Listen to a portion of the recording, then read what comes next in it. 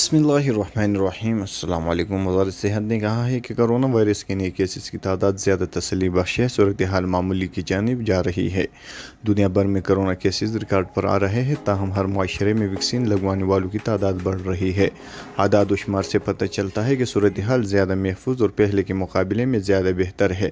मुमलिकत में corona cases की तादाद तसल्ली बख्श हद तक कम हो रही है। वज़ारत सेहत ज़ेर इलाज मरीज़ों खुसूसन इंतहाई नगहदाश्त के शोबे में मरीज़ों का खुसूसी ख्याल रख रही है।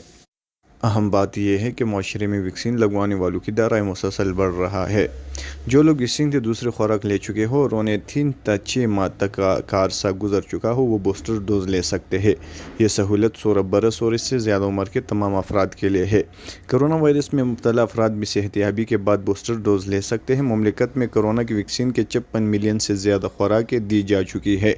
वैक्सीन के लगवाने वालों की तादाद 23.6 मिलियन से ज़्यादा हो चुकी है, जिसके बाद नाजुक केसेस की तादाद कम हुई है।